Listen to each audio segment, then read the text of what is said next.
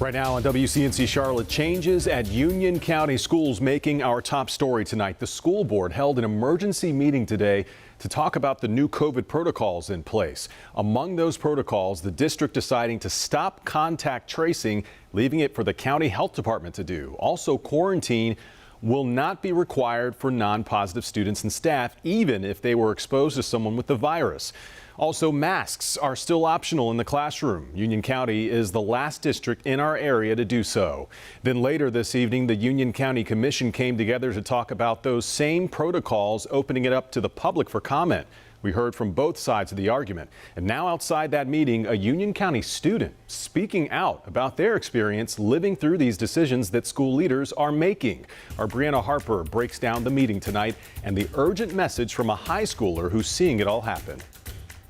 Well, the discussion at tonight's Union County Commissioners meeting centered around the balance between public health and civil rights. And there's a difference of opinion on both sides. According to North Carolina law, two entities have the quarantine and isolation authority. That includes the state and local health directors. But we've learned their guidance is simply a recommendation, not law, leading Union County Public Schools to take quarantine and contact tracing protocols into their own hands. Some parents on board with the decision. We are free-thinking, intelligent citizens.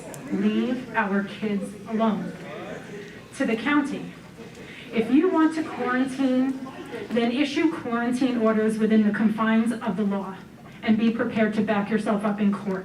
Now, Union County schools will only address positive or confirmed cases of COVID-19. Students and staff without a positive test or symptoms can return to school. That now leaves the responsibility of contact tracing solely up to county public health. The health department won't really know as quickly as the school nurse, so I think it's important for the school to do contact tracing. 11th grade UCPS student Sydney started this petition calling for a return to contact tracing and masking in schools. The mall has a mask mandate, so I feel safer there than at school, and it should be the other way around. She fears without the proper safeguards like vaccines, masks, and social distancing, successful in-person learning could be at risk. And I don't want to switch to virtual school either, because that would mean less clubs, less theater, less all the other fun stuff that school has to offer. Yet during tonight's county commissioners meeting, tensions ran high.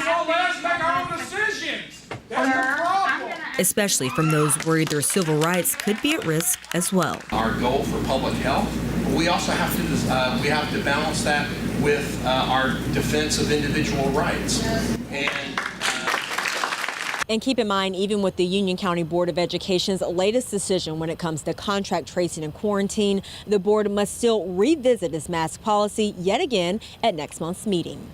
In Union County, Brianna Harper, WCNC, Charlotte. And we've gotten several emails asking how the Union County School Board can even do this. By law, North Carolina school principals and child care operators only have to report COVID-19 cases to the local health department. The North Carolina Strong Schools Toolkit then has recommendations for schools when it comes to contact tracing, not requirements, recommendations. The toolkit says school districts should work with their local health department to make sure this happens.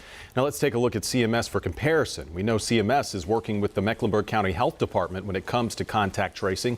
The department says school administration and educators are able to provide information about close contacts according to those guidelines. And once that happens, the Mecklenburg County Public Health COVID school team works closely with the coordinated school health specialists, school administration, and school nurses to complete contact tracing.